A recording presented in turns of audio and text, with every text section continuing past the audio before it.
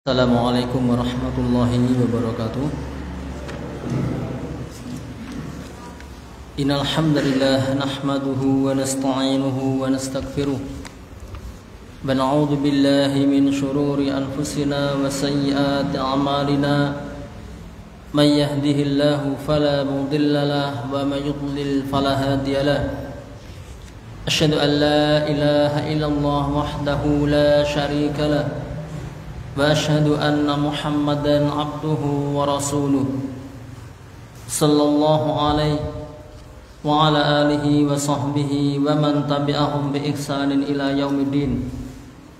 Qala Allah ta'ala ya ayyuhalladzina amanu taqullaha haqqa tuqatih wa la tamutunna illa wa antum muslimun.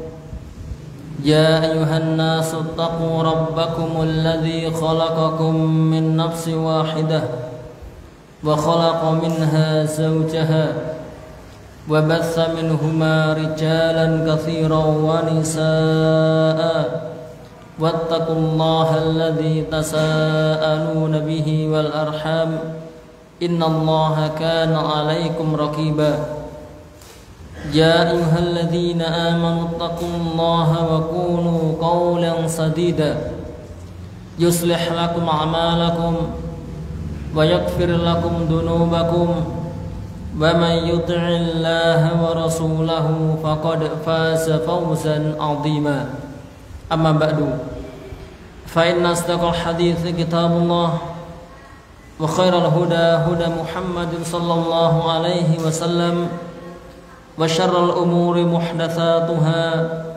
وكل محدثة بدعة وكل بدعة ضلالة وكل ضلالة في النار. Ma'asyiral muslimin wal muslimat, ikhwah wal akhwat, jamaah sekalian yang saya cintai karena Allah Subhanahu wa taala. Kita lanjutkan kajian kita membaca kitab Bulughul Maram.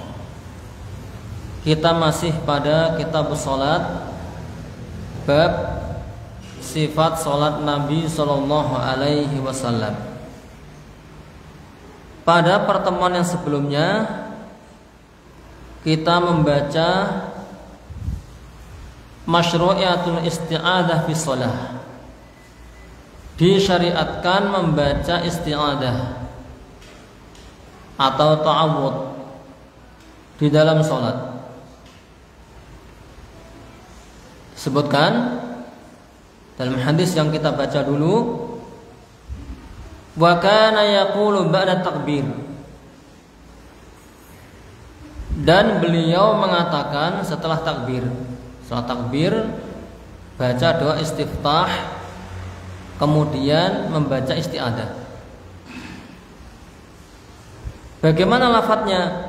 A'udzu billahi samii'il alimi minasyaitonir rajim min hamzihi wa nafthihi wa nafthihi, yang artinya saya berlindung kepada Allah, Zat yang maha mendengar, maha mengetahui, dari syaitan yang terkutuk, dari godaannya, dari kesombongannya, dan dari hembusannya. Baik.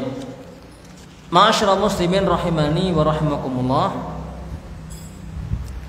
Sebagian penjelasan doa ini sudah kita baca pada pertemuan sebelumnya. Sekarang kita mengambil faedah. Apa sih yang bisa kita ambil faedah dari hadis ini? Baik. Hadis ini menunjukkan disyariatkannya meminta perlindungan kepada Allah di dalam sholat sebelum kita memulai membaca Al-Fatihah. Sebelum membaca Al-Fatihah. Baik. Kemudian Faedah yang berikutnya, ini khilaf para ulama. Apakah bacanya di setiap rakaat sebelum membaca Fatihah atau cukup di rakaat pertama saja? Ulama khilaf. Isti'adzah tadi dibaca pada rakaat pertama saja sebelum membaca Al-Fatihah atau setiap rakaat sebelum membaca Al-Fatihah. Baik. Yara Abu Hanifah wa Ahmad fi riwayatin anhu wa huwa qaulu Syafi'i anna al-isti'adzah tahtassu bi raka'atil ula. Menurut pandangan Abu Hanifah, dan ini pendapatnya Imam Syafi'i, bahwasanya isti'adzah a'udzu billahi minasyaitonir rajim min hamzihi wa nafthihi wa nafthihi itu dikhususkan pada rakaat pertama saja. Dan ini praktek Nabi Shallallahu alaihi wasallam. Beliau itu seringnya membaca isti'adzah hanya pada rakaat pertama saja. Kan dikatakan apa? Kana yaqulu ba'da takbir. Fi'il mudhari setelah kana ini menunjukkan seringnya beliau, kebanyakan beliau membaca isti'adzah itu pada rakaat yang pertama saja. Baik. Li hadits Abi Hurairah radhiyallahu anhu. Alasan pendapat yang pertama, ya, karena hadisnya Abu Hurairah. Beliau mengatakan, Abu Hurairah bercerita, kana Rasulullah sallallahu alaihi wasallam idza nahadha min ar-rak'ah ats-tsaniyah istaftaha lil qira'ah bilhamdillahi rabbil alamin walam yaskut. Abu Hurairah bercerita, Rasulullah sallallahu alaihi wasallam kalau bangkit ke rakaat yang kedua, ya, beliau langsung membuka rakaat kedua dengan alhamdulillahi rabbil alamin, dengan surat Al-Fatihah. Dan beliau tidak diam, tidak diam. Wa adamu sukut dalilun ala annahu la yasta'id. Dan beliau langsung membaca Al-Fatihah. Ini menunjukkan bahwa beliau pada rakaat kedua tidak membaca isti'adzah, hanya dibaca pada rakaat yang pertama. Ini alasannya. Alasan yang kedua, ya, li'anna shalat 'amalun wahid muftadahun bil qira'ah. Karena salat itu adalah satu amalan yang sama, yang dibuka dengan qira'ah. Fal qira'atu fiha kulluha kal qira'ah wahidah. Maka bacaan di dalam sholat semuanya, ya, ini seolah-olah bacaan yang pertama seperti bacaan yang kedua. Kalau kita seperti kalau baca Quran nyambung terus demikian, diibaratkan seperti itu. Maka tidak perlu, ya, dia mengulangi isti'adzah lagi, tidak perlu. Fa idza ista'adha fi awwaliha kafa. Maka apabila kalau beliau isti'adzah di awalnya saja, di rakaat pertama saja sudah cukup. Pendapat ini juga dipilih oleh Al-Imam Ibnu Qayyim dan Imam Syaukani. Baik. Pendapat yang pertama tadi apa? Isti'adzah hanya dibaca di rakaat yang pertama saja. Pendapat yang kedua, yasta'idu fi kulli raka'ah. Dia membaca isti'adzah di setiap rakaat. Ini juga pendapat Imam Nawawi dan pendapatnya Imam Syafi'i, ya. Imam Nawawi beliau mazhab Syafi'i, ya. Imam Nawawi mensifati bi annahu al-ashah fi madhhab Syafi'iyah. Kata Imam Nawawi, ini pendapat yang paling sahih di dalam mazhab Syafi'iyah. Lakinnahu dzakara annahu fi raqatil ula akid. Tapi Imam Nawawi sendiri, ya, menyebutkan bahwasanya isti'adah dibaca di rakaat yang pertama itu yang sangat ditekankan. Yang sangat ditekankan. Baik. Pendapat ini juga dipilih oleh Imam Ibnu Taimiyah, Imam Ibnu Hazm al-Zahiri.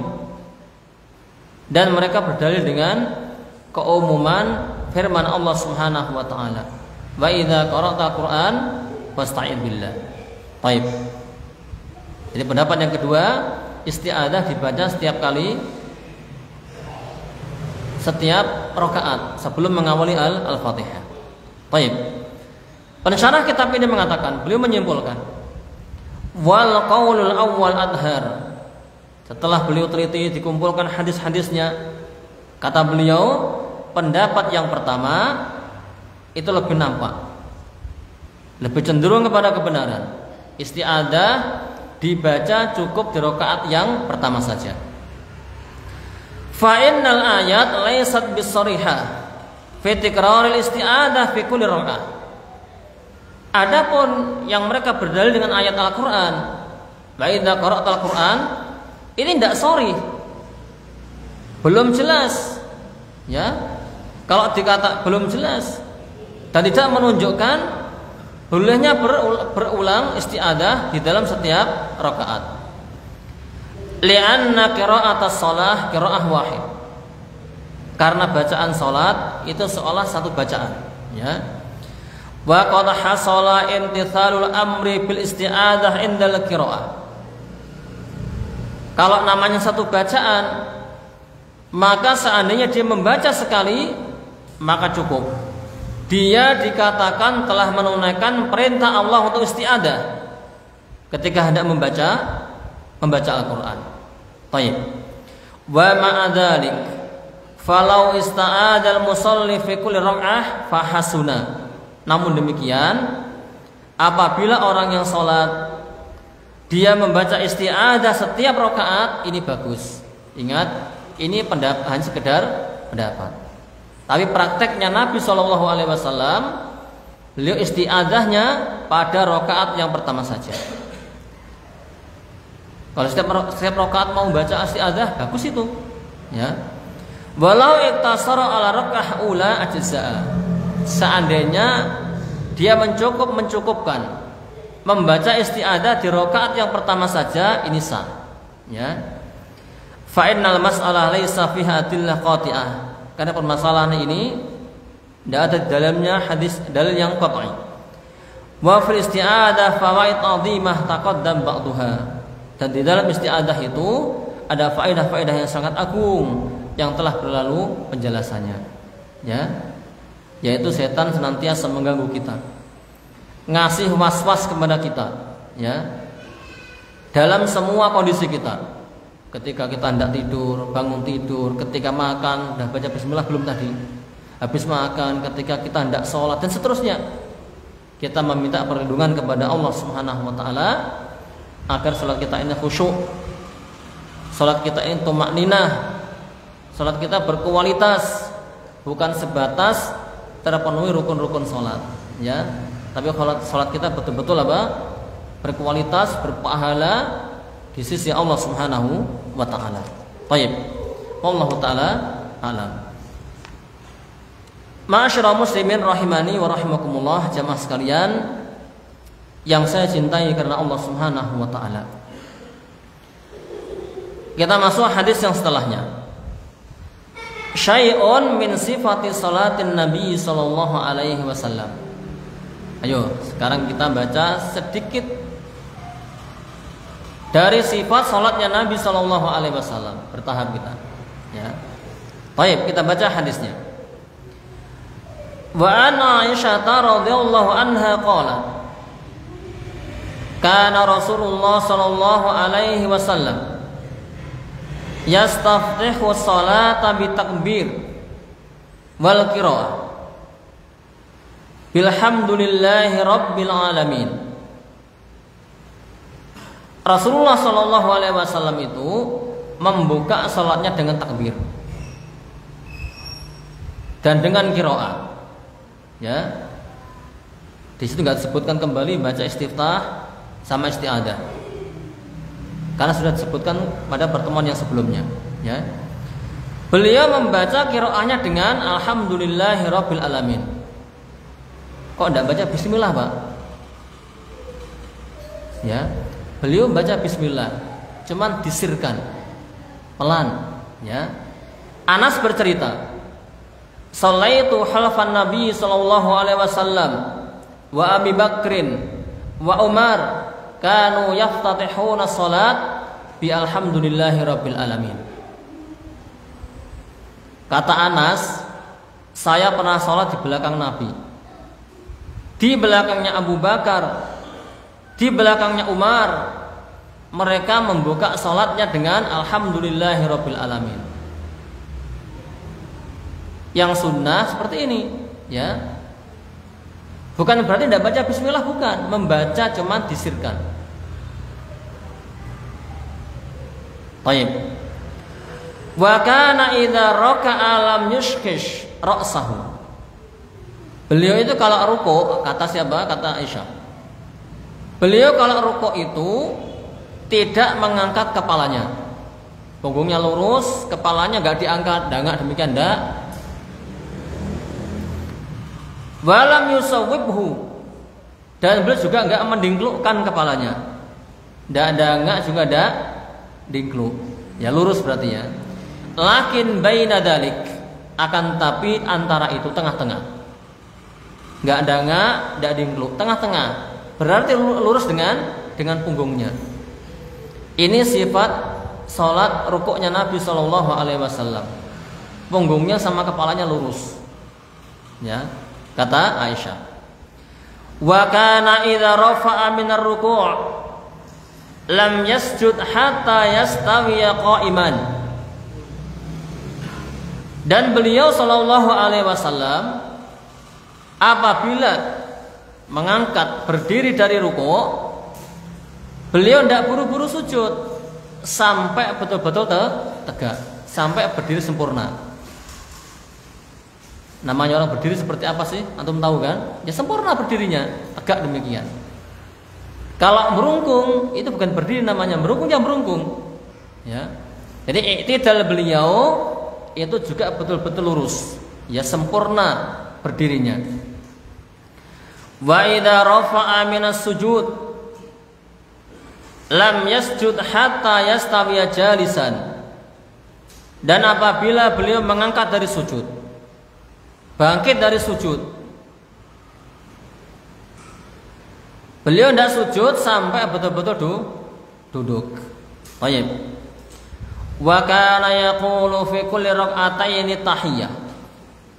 Dan beliau itu membaca di setiap 2 rakaat tahiyat. Tahiyatulillahi wassalawat wa thayyibat dan seterusnya, ya. Wa kana yafrishu rijlahu lisra wa yansibul yumna. Dan beliau menduduki kakinya yang kiri dan menegakkan kakinya yang kanan. Duduk apa namanya? Iftirash, ya. Kaki yang kiri diduduki, kaki yang kanan ditegakkan. Wa kana yanha an uqbatis syaitan. Dan beliau melarang dari duduk dari uqbatus syaitan. Uqbatus syaitan nanti ada 3 penafsiran. Ya, seperti apa sih uqbatus syaitan itu? Ya. Ini termasuk duduk yang dilarang oleh Nabi sallallahu alaihi wasallam. Wa yanha yaftarisha ar-rajulu dira'aihi iftirasas sabu. Dan beliau melarang, ya, seseorang membentangkan diroknya seperti binatang buas membentangkan tangannya seperti ini. Kalau sujud tidak boleh sikutnya diroknya ini nempel ke tanah. Ada enggak seperti itu? Banyak Pak. Sujud siku-siku diroknya nempel ke tanah seperti ini. Yang benar seperti apa? Sudah kita baca pada pertemuan yang sebelumnya. Diangkat lebar-lebar, jari merapat mengarah ke arah kiblat, diangkat sikunya, ya, dibuka lebar-lebar. Ibnu Abbas bercerita apa? Rasulullah kalau sujud itu dibuka tangannya hatta yura bayadu ibtaihi, sampai terlihat putih ketiak beliau sallallahu alaihi wasallam. Menunjukkan apa? Dibuka tangannya. Semangat kalau masalah sholat, ya. Baik. Ma'asyiral muslimin rahimani wa rahimakumullah. Wa kana yakhtimu shalat bitaslim. Dan beliau menutup salatnya dengan salam. Akhrajahu Muslim. Walahu illa. Baik. Ma'asyiral muslimin rahimani wa rahimakumullah. Hadis ini sahih. Ya. Meskipun ada sedikit illah, sedikit cacat, namun di sana ada syawahidnya. Hadis-hadis yang menguatkannya. Baik.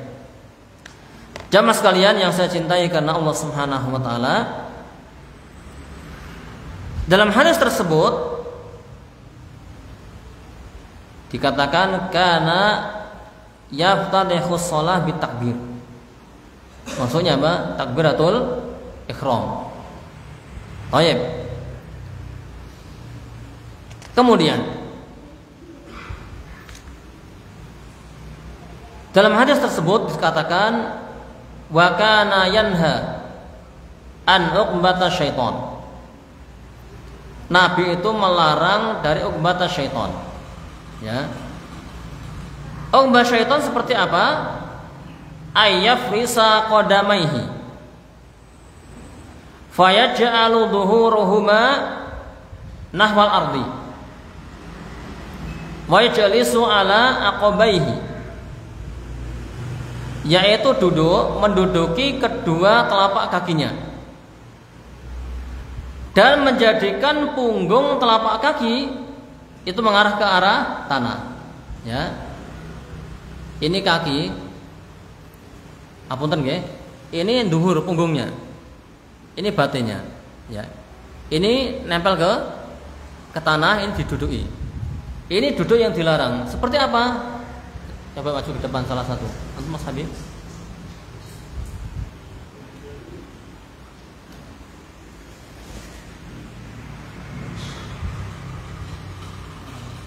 Nah, seperti ini. Ini duduk yang salah seperti ini. Enggak boleh. Ya. Itu duduk yang ini uqbah syaitan namanya. Salah satu penafsiran man uqbah syaitan duduk seperti ini enggak boleh. Baik. Sini dulu ya. Pendapat yang kedua, uqbata syaitan maknanya adalah ayal sikar al-rijlah al-yataihi bil ardi wa yansibu saqaihi wa fakhidaihi wa yadau yadaihi alal ardi, yaitu menempelkan kaki,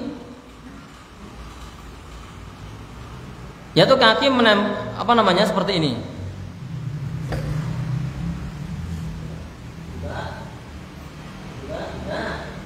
Ini juga salah seperti ini. Ini cara dulu ya, yang salah. Ini mana uqbah syaitan yang kedua. Tidak boleh seperti itu. Baik. Kemudian mana uqbah syaitan yang ketiga adalah ayat doa, dia menaruh bokongnya di atas dua lututnya di antara dua sujud. Seperti duduk ik'a. Tapi kalau ik'a itu boleh. Karena di sana ada ik'a yang benar, ada ik'a yang salah. Ik'a, ya. Yang benar seperti apa? Coba. Nah, ini yang benar, ya. Yang salah seperti ini. Seperti ini. Ini yang salah dari seperti itu.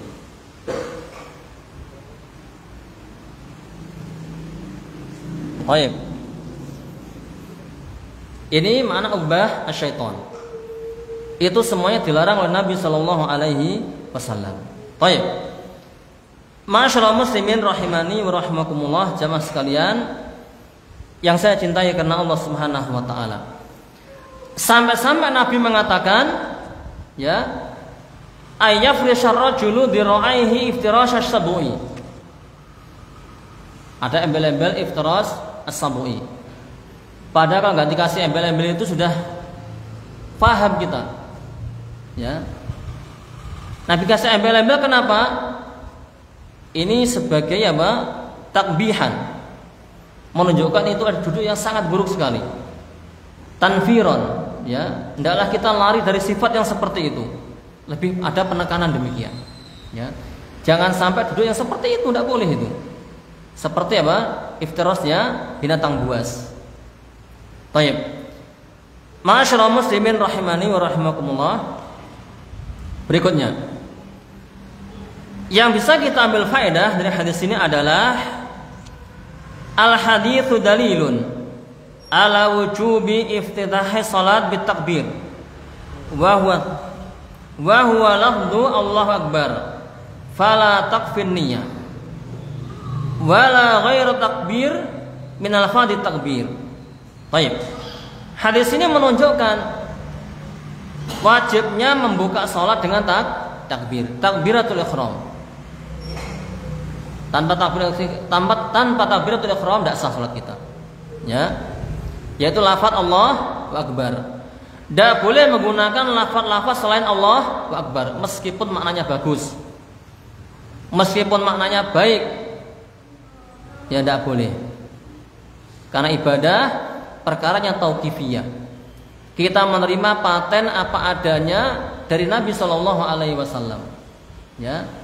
Baik. Fala taktafin niyyah. Tidak cukup kita pakai niat. Enggak takbir enggak apa-apa wis. Yang penting niatnya sholat. Ya sah juga. Ya. Baik. Dan niat tidak perlu dilafadzkan. Ya. Karena niat maknanya al-qasdu. Maksud, kerentek, keinginan hati antum. Itu bagian dari niat. Kalau antum mau sholat ke masjid, kira-kira yang antum lakukan kira-kira apa? Antum bergegas sambil air wudhu, mengeluarkan motor menuju masjid, itu bagian dari niat. Tidak perlu untuk dilafadzkan. Karena apa? Niat maknanya al-qasdu, maksud, kerentek, keinginan hati, itu bagian dari niat. Baik. Kemudian, wal hikmatu min istiftah as-salat bi takbir. Apa sih hikmahnya?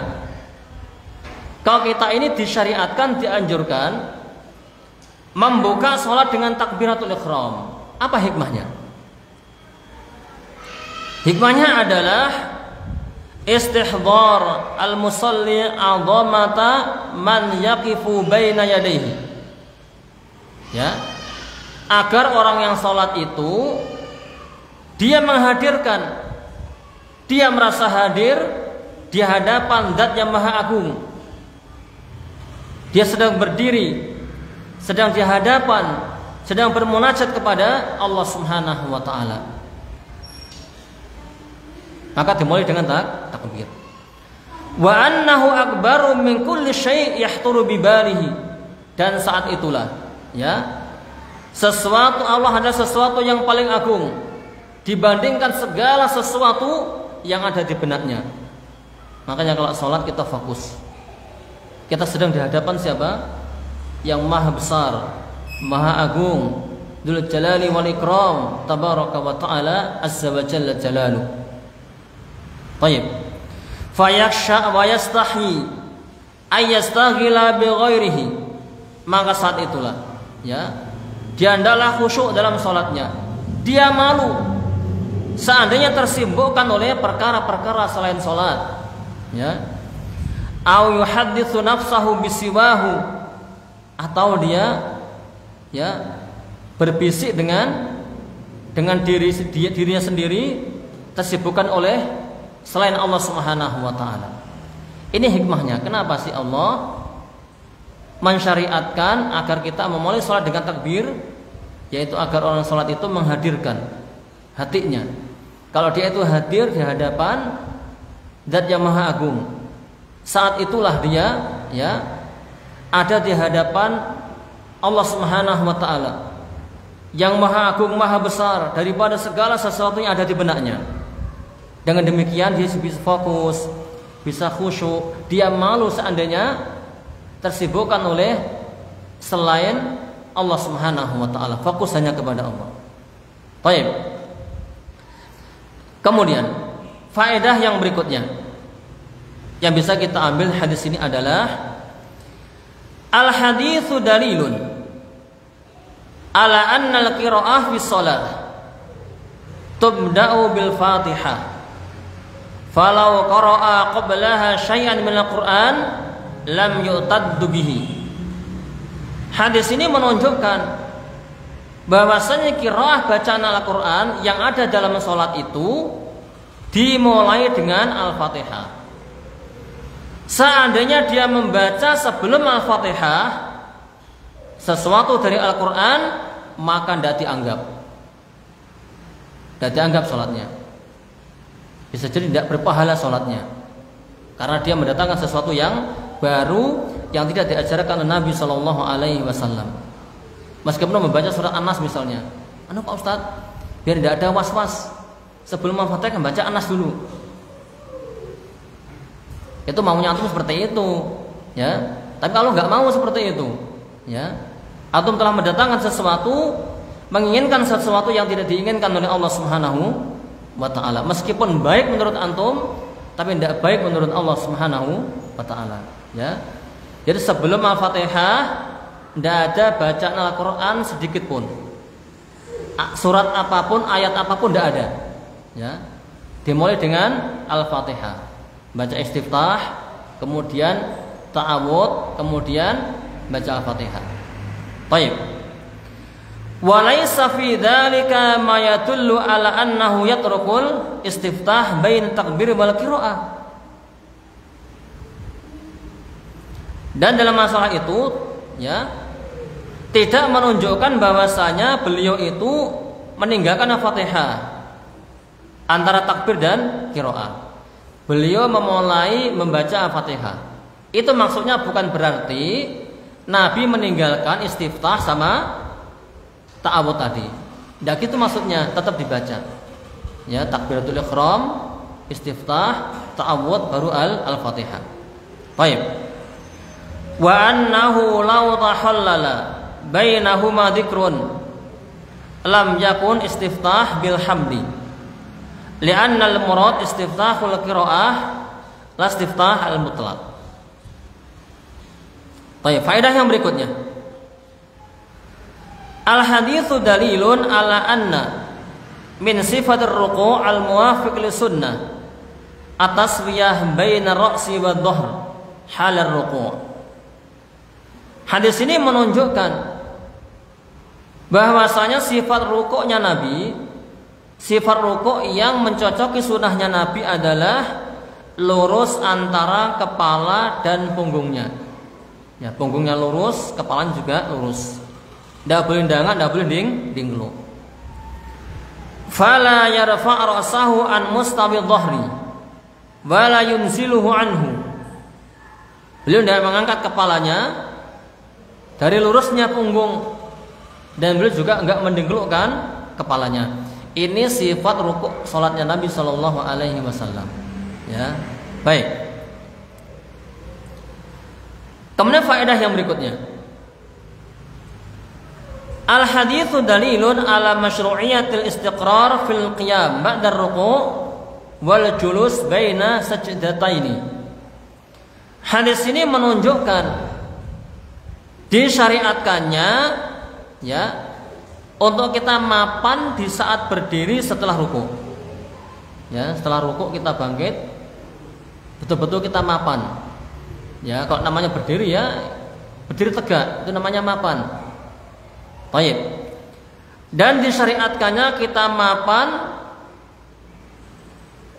duduk di antara dua sujud. Ya, demikian. Duduk di antara dua sujud, kita pun juga apa? Duduk sempurna. Jangan terlalu cepat, ya. Baik. Wal muradu bidzalika at-tuma'ninah. Yang diinginkan itu semua adalah tuma'ninah. Baik. Wa qad sabata bisunnah qaulan wa fi'lan. Dan perkara masalah sujud, masalah ruku' ini telah sabit di dalam sunnahnya Nabi Shallallahu Alaihi Wasallam, baik melalui sabda-sabda beliau atau melalui praktek langsung beliau Shallallahu Alaihi Wasallam. Ya, itu praktek dalam hal sujud dan rukuk betul-betul sempurna. Baik, dalam ketika i'tidal, ketika duduk di antara dua sujud dan seterusnya. Kemudian faedah yang berikutnya, al-haditsu dalilun ala masyru'iyati qira'ati tahiyyat fi akhir kulli rak'ataini. Hadis ini menunjukkan disyariatkannya membaca tahiyat, at-tahiyatu lillahi dan seterusnya, ya, di akhir setiap 2 rakaat. Fa in kanat as-salatu thunaiyatan atamma tasyahhud wa sallam. Jika salatnya itu 2 rakaat,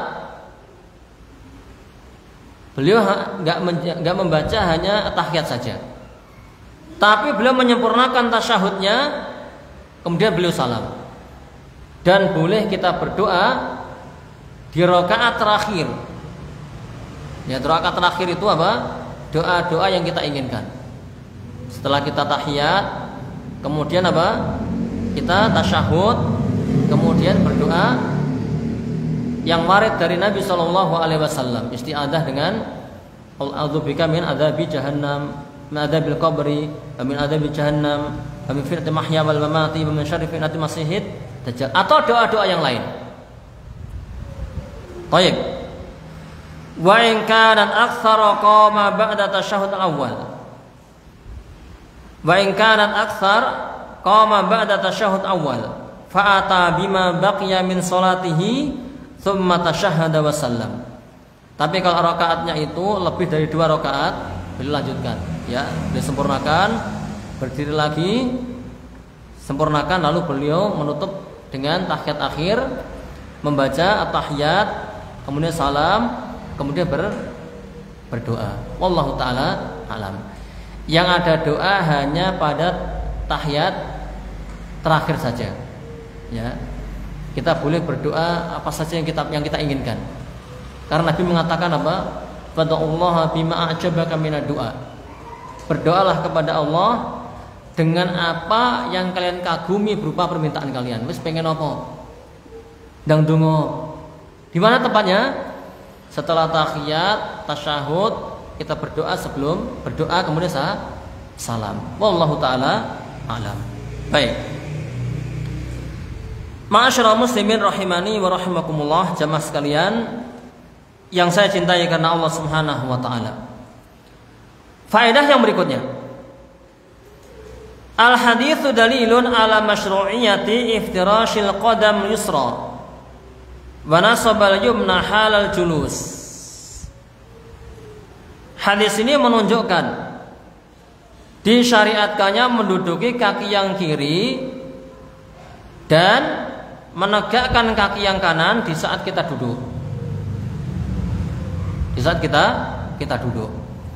Wa hadza yashmal tasyahhud al-awwal wal julus baina sajdataini.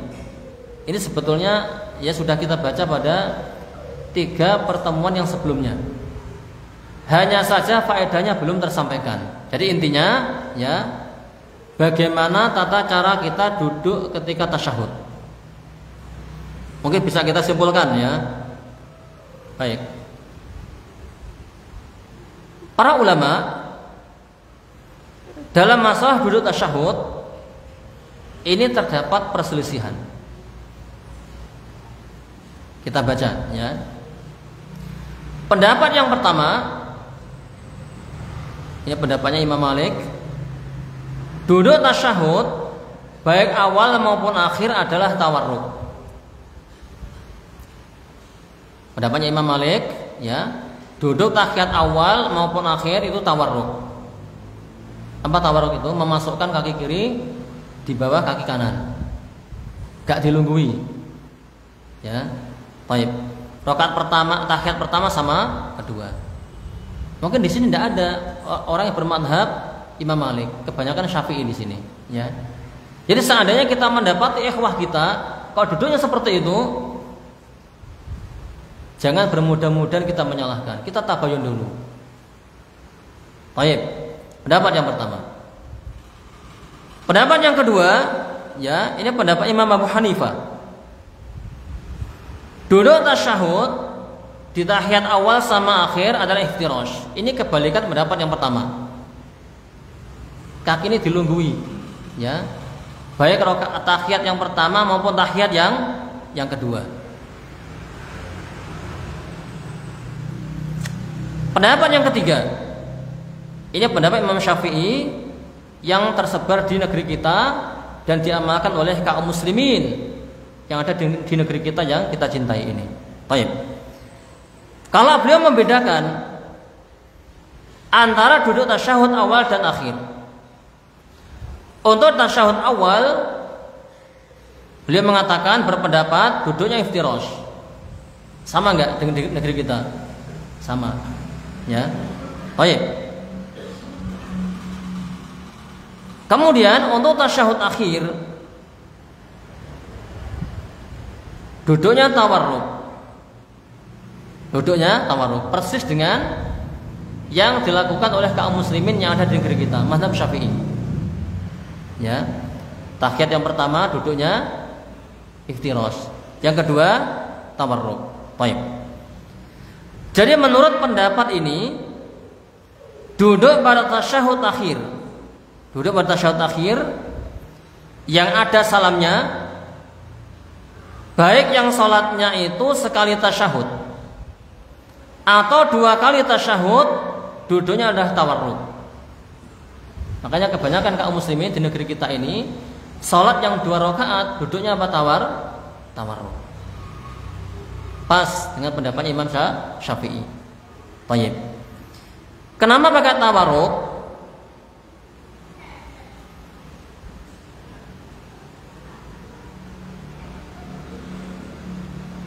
Baik. Lanjut ini ya. Ini panjang.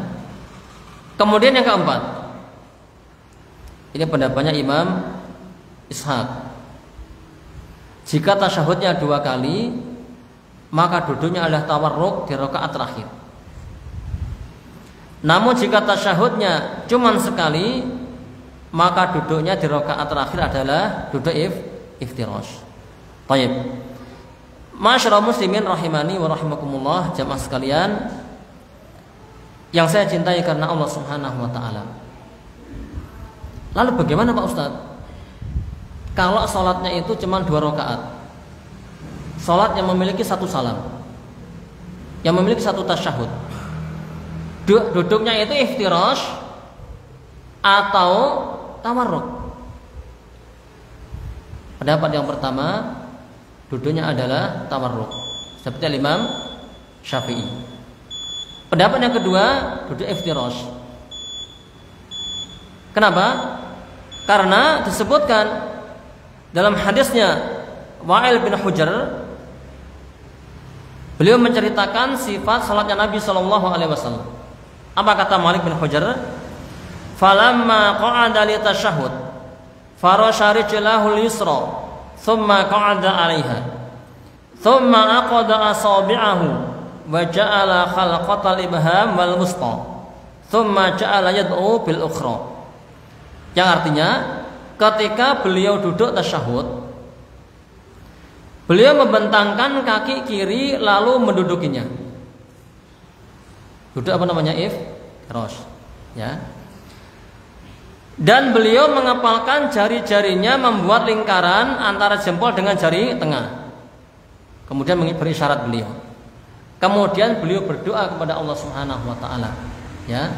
Ada embel-embel kemudian beliau berdoa. Yang namanya doa itu dipanjatkan pada rakaat terakhir.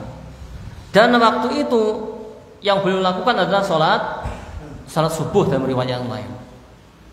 Baik. Masyaallah muslimin rahimani wa rahimakumullah. Berdasarkan hadis ini, beliau kalau salat 2 rakaat itu duduknya apa? Iftirash. Oleh karenanya dalam masalah fikih ini ada namanya ikhtilafut tanawwu. Perselisihan yang sifatnya bisa kita jamakkan, kita kompromikan. Ya.